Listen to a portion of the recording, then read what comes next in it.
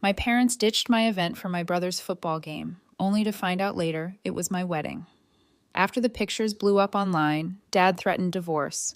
Mom's in meltdown mode, brother's raging. Now the entire family's falling apart piece by piece. Hey, Reddit. So, I invited my parents to something important. They chose my brother's football game instead. I didn't tell them it was my wedding. Photos went online. Now my family's in chaos. Here's how it went down. I'm Christina, 28 female, married now, good job, decent life. But if you ask my mom, she's only got one kid worth talking about, and it's not me. My younger brother, Mike, 22, male, was born and apparently became the son our whole house had to orbit. Mom, 52 now, turned into one of those parents who thinks their kids' football stats are the center of the universe. She wasn't like that before. I remember her being normal when I was little. School projects on the fridge, showing up at my science fair, stuff like that. Then Mike came along, and it was like I got erased from the family picture. Doesn't matter that I put myself through college, never asked them for a dime, and actually have a career now. When it comes to my mom, the only stories worth repeating start and end with Mike and whatever game he played last weekend. Dad, 53, never yelled at me or anything, but he never stood up to her either. He just sat there in the background while Mom hyped Mike up like he was a future NFL star. Grandpa Joe, Dad's dad, was the only one who'd point out how messed up it was. He lives a few states over, about a 3-hour drive from my parents' place, but called every week, and he never hid the fact that he thought Mom was playing favorites. He said it straight to her face once during Christmas. Mom didn't talk to him for months after that. One thing that still stings, my grandparents set up a college fund for me. After a small house fire my junior year, Mom started calling it an emergency fund and said it got used for repairs. Years later, I learned the truth. A big chunk went to Mike's first car, and another chunk went to the down payment on his apartment when he started college. I was working 2 jobs just to keep my own rent paid back then. People ask why I didn't go no contact sooner. Truth is, I tried for years to win some kind of approval. I kept thinking if I hit enough milestones, they'd show up. Didn't happen. Grandpa Joe was the only one who acted proud of me. When I graduated college, he mailed me a handwritten letter saying he wished he could have been there and slipped a $100 bill inside because everyone deserves a cold drink after walking the stage. That's the kind of guy he is. I met my husband Jack in college. We started as friends, both working at the same library desk job. He knew about the family stuff early because he saw it firsthand. Freshman year, my parents visited campus once the whole year because Mike's team had an away game nearby. They didn't even call me to meet up. I found out through Facebook pictures. Jack's the opposite of my family. His parents show up to everything. Small stuff, too. Like when he had a small photography exhibit for an elective, his mom brought cookies for the whole class. Watching that was weird for me at first. Anyway, the story really starts last year after one dumb thing Mike did online. But to explain why it hit so hard, you gotta understand the pattern. Mike's been good at football since middle school. I won't lie, he's talented. Got a scholarship to a decent college. But the way my parents acted, you'd think he was already in the Hall of Fame. Mom has a whole room at home full of his jerseys, medals, framed action shots. Meanwhile, I put myself through school with no help. Got into tech, moved up slowly. When I bought my first car with my own money, Mom said, "Oh, that's nice," then launched into how Mike's coach said he might break a record that season. It was like that every time. Grandpa once told me on the phone, "Stop trying to beat your brother at being their favorite. Build your own thing. One day they'll notice what they missed." And at the time, I thought he was just trying to make me feel better. Turns out he was predicting the future without knowing it. Because one night about a year ago, Mike posted something on Instagram that started a chain reaction none of us saw coming. It was a short video of him at some party, music blasting, him holding a drink, laughing with his teammates. The caption said, "Some of us chase real goals. Some of us just sit behind desks pretending to be important. Guess which one Mom brags about?" Then a bunch of laughing emojis. Mom liked it. So did a few aunts. One cousin tagged me with an eye emoji. That was the first time I felt something snap a little.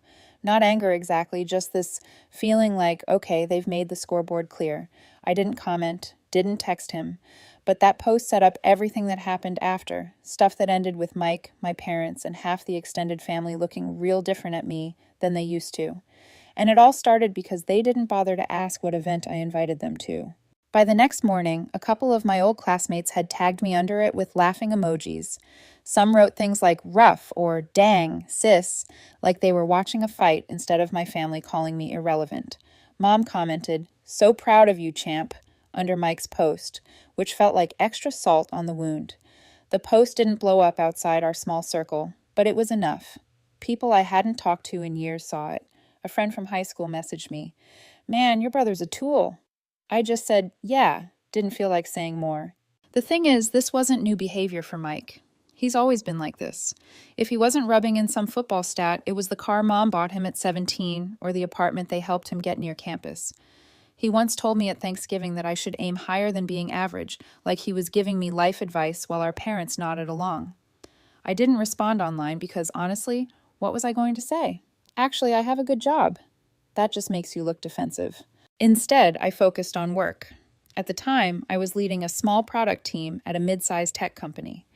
We'd been working on a tool for months, and around then, we landed a deal with a regional client that meant a big bonus for the team and a title bump for me. It wasn't flashy like sports, but it was the kind of thing people in my field respected. I didn't post about it publicly. I told Jack, told Grandpa Joe over the phone. He was happy for me. Said, "Keep stacking wins. People notice even if they act blind." That same week, Mike sent me a private message on Instagram. "You could have been something if you tried harder. Don't blame Mom for backing a winner." No punctuation, like he was too busy being successful to type properly. I stared at it for a minute, typed "cool," and left it at that. He replied with a laughing emoji. Jack saw the message later when we were watching TV. He asked if I was okay. I said, "Yeah," because what else was there to say? None of this was new. The next day, Grandpa Joe called me after one of my cousins told him about the post. He was angry in that quiet way he gets where he talks slow, like he's trying not to yell. He said, "You don't have to clap back. Build your life. Let the scoreboard talk later." I told him about the promotion. He said he wished he lived closer so we could celebrate in person. Then he asked about Jack, how he was doing, if the wedding plans were moving along, because by then Jack and I were already engaged. We'd kept it low-key, no big announcements. When we finally picked a date, a Saturday in the fall at Jack's aunt's place, I texted my parents and Mike, "Hey, I've got an important event coming up this fall. Date's October 14th. Would love for you to be there. It's locked in. Can't move it." Mom replied, "That's Mike's last regular season game before playoffs. We'll be there supporting him." I didn't correct her or add details. If they cared, they'd ask. They didn't. Jack asked if I wanted to tell them it was the wedding. I said no. If they cared, they'd ask. Meanwhile, the Instagram post finally faded after a couple weeks. People moved on. Mike kept posting clips from games. Mom kept sharing them with captions like, "So proud of my boy." Grandpa Joe kept calling me every Sunday, asking about work, about Jack, about life. He never brought up the post again, just said, "Tell me when the big day is. I'll be there in my best suit. Haven't worn it since your grandma's funeral. So it's about time it saw some good news." I gave him the date. He wrote it down on a calendar he keeps by the fridge. He said he wouldn't miss it for the world. Meanwhile, my parents never asked, not once. And that's how October 14th stayed on their calendar as Mike's game day instead of Christina's wedding day. I guess to explain why the wedding day ended up the way it did, I should backtrack a bit to when I actually proposed to Jack. It was March last year. We went on this short weekend trip to a cabin 2 hours out of the city. Nothing fancy, just a quiet spot with hiking trails and a lake. I'd been carrying the ring around for 2 weeks, waiting for the right time. I'm not great with big speeches, so I kept it simple. Saturday morning, we hiked up this trail that led to a lookout point over the water. It wasn't crowded that early. I pulled out the ring, managed to say something about wanting him with me in every chapter of my life, and that was it. My hands were shaking so bad I almost dropped the thing. He laughed, said yes immediately, hugged me so hard I lost my balance for a second. No audience, no cameras, just us and a couple birds somewhere in the trees. When we got back home, I called to say I'd proposed. Mom said, "Oh, that's nice," and immediately pivoted to Mike's off-season tournament. Dad murmured, "Congrats, daughter." That was the whole reaction. Jack didn't say anything at the time, but later he asked if that was normal. I said, yeah. For the next few months, every time we saw my parents, Mom talked about Mike's training schedule, his stats, his chances for playoffs. Not one question about our plans. Around summer, I found out something else that just cemented everything for me. One of my cousins mentioned that my parents had paid for Mike's new sports agent and some advanced training camp out of state. Big money stuff. I asked how Mike afforded all that, and the cousin said, "Oh, your folks helped, didn't you know?" No, I didn't. Apparently, they used what little was left of that same emergency fund they dipped into years ago, the college fund that was supposed to help me with grad school before it ran out. I remember just sitting there for a while, letting it sink in. It wasn't even about the money anymore, it was the pattern. Everything for Mike. Scraps for me, if that. I didn't argue with them. I didn't bring it up at all. I just told Jack. We're not waiting for them to be excited about our wedding. We're doing it our way. We picked October 14th because it was the only weekend the venue Jack's aunt owned was free in the fall. It was this big backyard with string lights, space for tables, a small dance floor, and a nice view of the hills behind it. Perfect for what we wanted. Simple, private, nothing huge. We invited maybe 60 people, close friends, some of Jack's family, my grandpa Joe, a few cousins I actually talked to. I told him I wanted him to walk me down the aisle since Mom and Dad couldn't be bothered. He went quiet for a second, then said he'd be honored. Meanwhile, Mom kept posting on Facebook about Mike's upcoming game, sharing his highlight reels, talking about scouts possibly being there. Not one word about my event. Dad didn't say anything either. He just stayed quiet like always. By September, everything for the wedding was set. Jack handled decorations with his aunt. I handled the guest list and food. My parents never once checked in. Mike sent me one text in late September. "Hope your thing goes good. Mom said it's same day as my game. Bad timing, LOL." I didn't reply. Looking back, that was the point where I stopped expecting anything from them at all. October 14th, last year, came fast. Jack and I stayed at his aunt's place the night before, so we wouldn't have to rush in the morning. He and his family had been amazing, helping with decorations, organizing chairs, setting up lights. By sunrise, the backyard looked perfect. It wasn't some huge ballroom wedding, but it felt right. String lights across the yard, tables lined with simple flowers, a rented arch for the ceremony, and a small setup for the DJ in the corner. The weather was cool but clear. People started arriving around noon. My college friends flew in from 3 different states. 2 cousins I hadn't seen in years drove 6 hours to be there. Everyone kept asking if my parents were coming. I told them no. They had other plans. Nobody pressed me on it right then. Grandpa Joe showed up in his old dark suit looking sharp. He walked straight over, hugged me, and handed me a small box. "Your grandma wanted this passed down," he said. Inside was her locket. She told me to give it to the one kid who showed up for others the way people showed up for her. I just nodded. Didn't trust myself to talk. The ceremony started at 2. Grandpa Joe walked me to the arch while Jack's dad walked him. Our friend Amanda officiated. She's got the kind of voice that makes everything sound official, even though she mostly reads poetry at open mics. We kept the vows short. Neither of us wanted to drag it out. When Amanda said we were married, everyone cheered. Someone popped one of those confetti tubes, and the DJ played a song Jack loved from college. We did photos right after. A professional photographer handled the main shots, but people snapped their own too. My cousins wanted a big family picture. That's when someone asked again where my parents were. I said, Mike had a game. They couldn't make it. A couple of relatives exchanged looks but didn't comment. Grandpa Joe leaned toward me at one point and said, "They're going to regret this." Dinner was buffet style. Barbecue, pasta, salad, nothing fancy, but plenty of it. Jack's aunt knew a caterer who gave us a discount, and people went back for seconds. We paid for the wedding ourselves. No loans, no help from my parents, just us and Jack's aunt giving us a break on the space. While folks were eating, one of my dad's sisters, Aunt Linda, took a few pictures of the ceremony and posted them on Facebook. I didn't think much about it then. I wasn't on my phone anyway. We'd planned to go completely offline once the night ended. After dinner, we had a small first dance, then opened the floor. Some kids ran around playing tag near the fence. People laughed, told stories, stayed late. It felt like what weddings are supposed to feel like, friends and family actually being present. Around 9 p.m., we wrapped things up. Guests started leaving in groups. My college buddies offered to help clean up, but Jack's aunt waved them off, said she'd handle it in the morning. Grandpa Joe hugged us both and said, "I haven't danced in 20 years. I'm going to pay for it tomorrow, but it was worth it." We promised to call him once we got back from our trip. The plan was simple. We'd leave the next morning for a short honeymoon. No phones, no work, just a week off. We both wanted to disconnect completely. Before bed, I glanced at my phone once. Dozens of notifications already from relatives reacting to Aunt Linda's post. A few messages from cousins saying things like, "Your mom's comment section is going wild." I put the phone face down and didn't open anything. Figured it could wait until after the trip.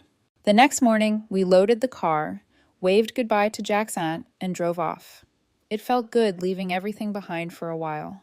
No calls, no texts, no drama for 7 straight days. Just us, community. People they'd known for decades were sharing it, commenting on it, asking why they weren't at their own daughter's wedding. By the time we got home, things had completely blown up. When Jack and I got back a week later, I turned my phone on for the first time since the wedding. It barely loaded before notifications started coming in nonstop. Missed calls, texts, voicemails, tags on Facebook, dozens of them. At first, I thought something serious had happened, like an accident, but then I opened Messenger and saw a wall of messages about Aunt Linda's wedding post. She'd uploaded maybe 10 pictures. Us at the ceremony, Grandpa Joe giving a little toast, the dance floor. Her caption said, "Beautiful day, celebrating Christina and Jack. Some folks chose other priorities, but the rest of us had a wonderful time." That line, "some folks chose other priorities," was what set everything off. People from our hometown started sharing it with comments like, "Wait, her parents didn't go? And didn't they miss her graduation too?" A couple people even tagged my mom directly asking if it was true. By the time I was scrolling, it had spread through local groups, old neighbors, even people from our church growing up. It wasn't viral like millions of strangers seeing it, but in our parents' community, everyone knew. Under my aunt's photos,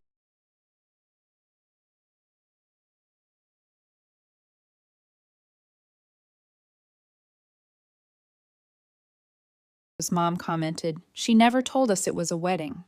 People immediately pointed out she hadn't asked. That was the whole problem boiled down to a thread. Meanwhile, my inbox was full of messages from Mom, ranging from angry to begging. The first ones were pure rage. "How dare you humiliate us like this?" Then, "Your aunt had no right to post that." And the best one, "You should have told us it was your wedding." Like she wasn't the one ignoring my text for months. After a few hours, the tone switched.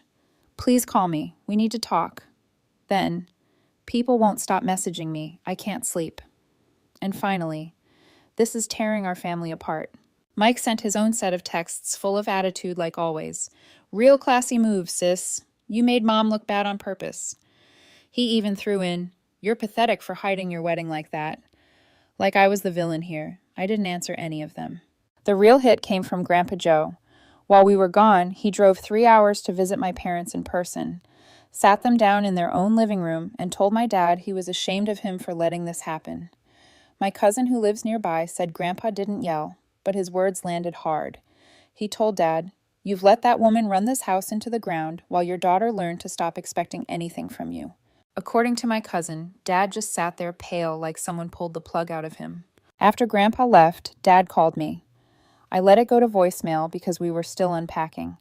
He left a message saying he was sorry, that he felt sick for missing the wedding, that he knew he failed as a father.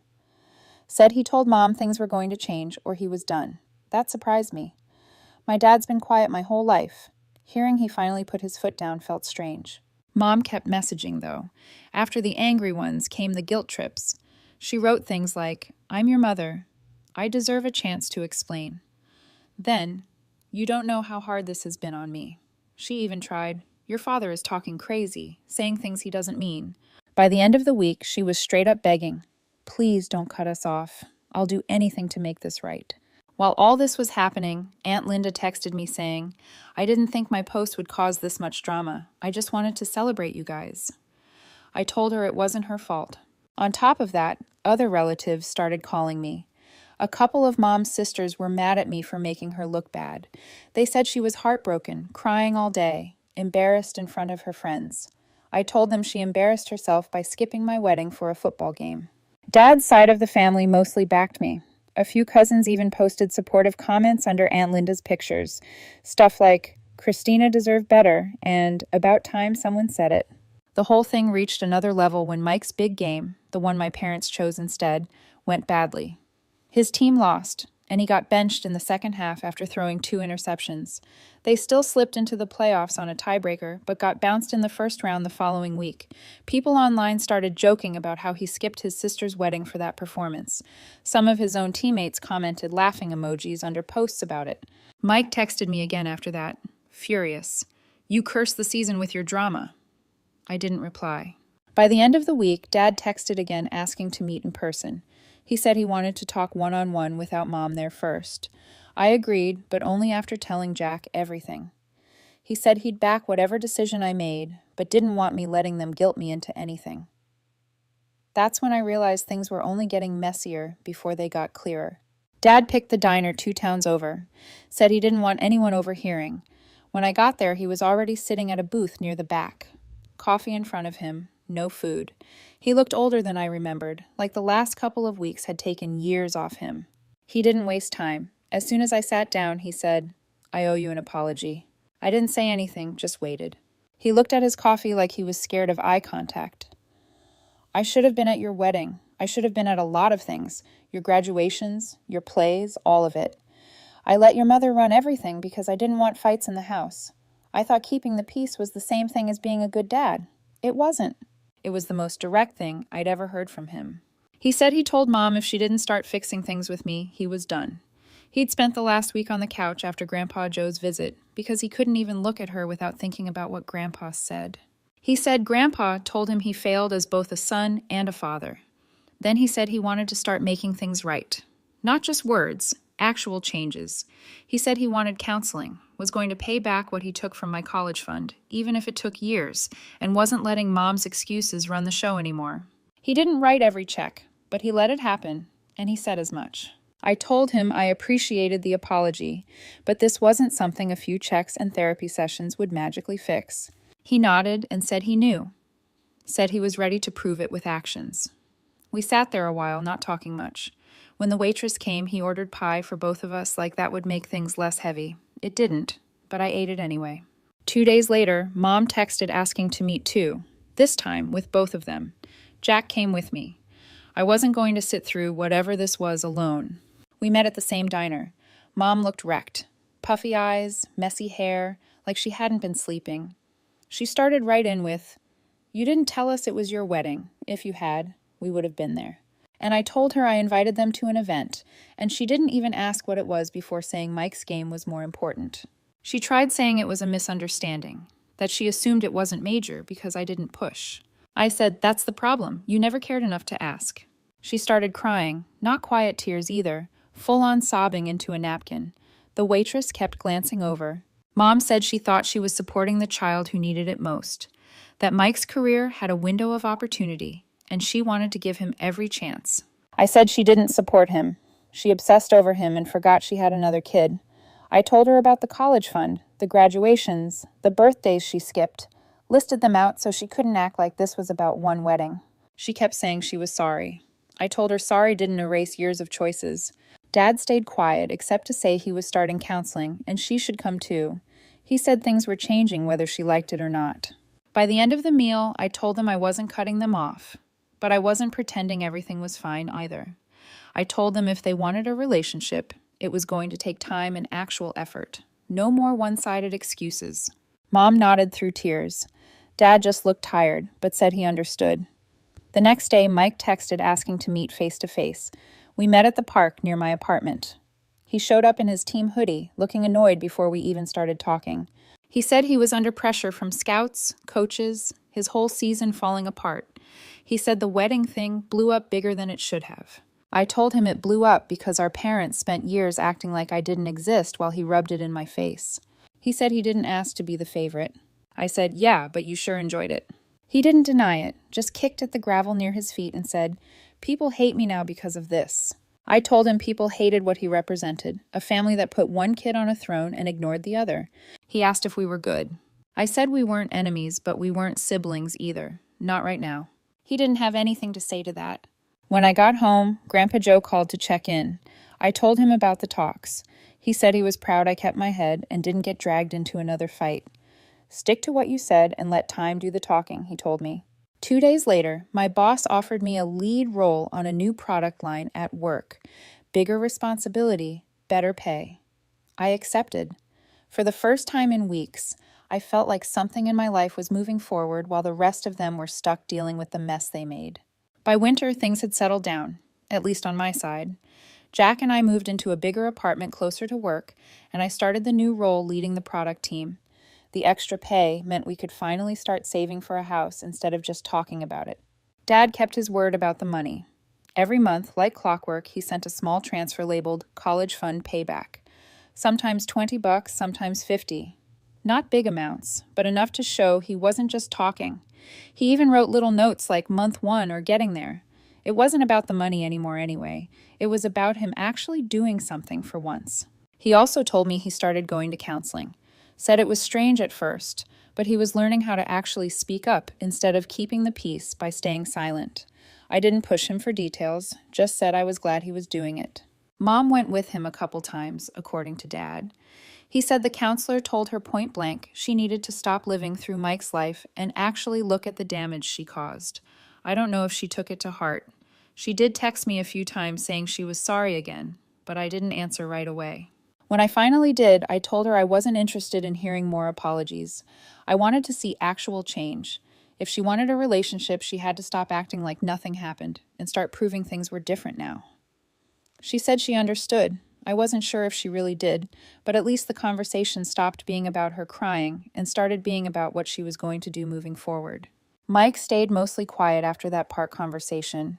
He had a rough end to his season. First-round playoff exit, no scouts knocking with offers like he expected. He posted less online too, probably tired of people leaving comments about how he skipped my wedding and lost the game anyway. He texted once in December saying people still thought he was the villain of the family. I told him that was because he acted like one for years. He said that wasn't fair. I told him fair would have been me having parents who cared about more than his football stats. He didn't reply after that. On Christmas, Dad came alone to visit us, said Mom stayed home because she didn't want to make things awkward. He brought a small gift for Jack, a set of baking dishes we actually needed, and a framed photo from our wedding he had printed. Said he got it from Aunt Linda and wanted us to have it. It was the first time he'd given me anything personal in years. We ate lunch, talked about work, about Grandpa Joe coming to visit in the spring. Nothing heavy. When he left, he said he was proud of me. Simple words, but he'd never said them before. By February, Jack and I were looking at houses online. Nothing rushed, just seeing what was out there. My job was going well. He was getting more photography clients, and life finally felt like it belonged to us instead of being tied up in family drama. Grandpa Joe came out to see us in March. We drove him to this big park with hiking trails and a lake. He used a cane now, but insisted on walking as far as he could. Said it felt good to breathe fresh air after winter. He told me he was proud of how I handled everything. Said most people either explode or cut everyone off completely, but I drew lines and stuck to them. Said that takes more strength than yelling. We sat on a bench looking out at the water. He told me about when he was younger and finally stood up to his own father about something. Said it didn't fix everything overnight, but it changed the way people treated him from then on. Driving back, I thought about how different things felt now. Not perfect, but quiet. No daily drama, no constant texts demanding attention, no fights about Mike, just my life moving forward. A week later, I posted one photo from the wedding on my own page. Nothing dramatic, just me, Jack, and Grandpa Joe standing under the lights in the backyard. My caption said, "I'm good. Built my own thing with people who show up." That was it. No hashtags, no long explanation, no comments left on. After that, I put my phone away, sat on the couch with Jack and Grandpa, and watched the sun go down through the window. For the first time in years, it felt like everything was finally where it belonged. YouTube just dropped this new hype feature. If you're hooked on this story, Smash that hype button.